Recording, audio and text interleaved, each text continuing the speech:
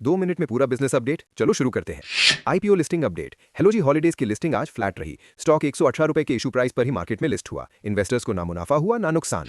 वेकफिट के आईपीओ की रफ्तार दूसरे दिन भी धीमी रही। इशू अब तक सिर्फ 31% ही भरा है। ग्रे मार्केट प्रीमियम भी गिरकर सिर्फ 5 रुपए रह गया है, जो इन्वेस्टर्स के लिए चिंता की बात है। दूसरी तरफ कोरोना रेमेडीज की आईपीओ में जबरदस्त एक्शन है। दूसरे दिन तक इशू 4 गुना भर चुका है। नॉन इंस्टीट्यूशनल इन्वेस्टर्स ने सबसे ज्यादा इंटरेस्ट दिखाया है। एसएमई सेगमेंट में प्रोडक्ट सॉल्यूशंस का आईपीओ आज भी इन्वेस्टर्स का वेट कर रहा है। अब तक इशू 40% के आसपास ही सब्सक्राइब हुआ है। कल इसका आखिरी दिन है। कल से एक और नया एसएमई आईपीओ शिपवेव्स ऑनलाइन खुलने वाला है। लॉजिस्टिक्स सेक कंपनी ने शेयर का प्राइस 12 रुपए रखा है। छोटे इन्वेस्टर्स के लिए ये एक सस्ता विकल्प हो सकता है। इस हफ्ते आईपीओ मार्केट में काफी हलचल रहेगी। कल शिपवेव्स के साथ साथ पार्क मेडीवर्ल्ड और यूनिसेम एग्रीटेक के आईपीओस भी खुलने वाले हैं। स्टार्टअप इकोसिस्टम में उत्तर प्रदेश ने बड़ी छलांग लगाई है। स्टेट में अब 18,000 से ज्यादा एक्टिव स्टार्टअप्स हैं। ये ग्रोथ बेंगलुरु और दिल्ली जैसे हब्स को टक्कर दे रही है। यूपी की सक्सेस स्टोरी में महिलाओं का बड़ा हाथ है। करीब 8,000 स्टार्टअप्स की कमान महिलाओं के हाथ में है। ये देश में विमेन एंटरप्रेन्योरशिप का एक बड़ा उदाहरण है।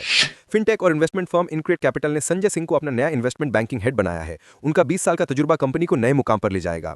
स्टार्टअप फंडिंग का ट्रेंड बदल रहा है। दिसंबर में इन्वेस्टर्स का पूरा ध्यान डीप टेक स्टार्टअप्स पर है। अब कंज्यूमर ऐप से ज्यादा पैसा कोर टेक्नोलॉजी बनाने वाली कंपनीज में लग रहा है।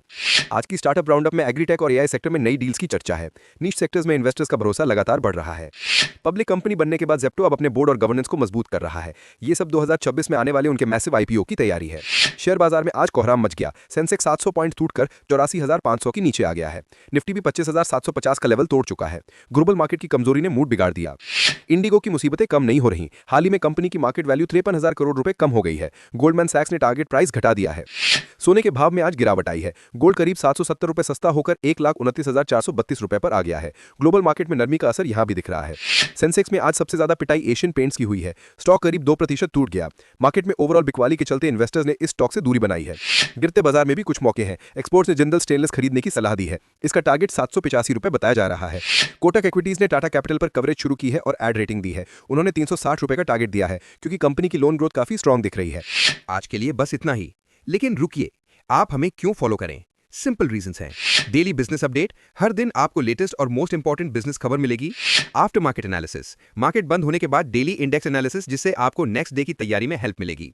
और every morning full market update, जिससे आप बेटर इन्वेस्टमेंट चॉइसेस कर सकें। देर किस बात की?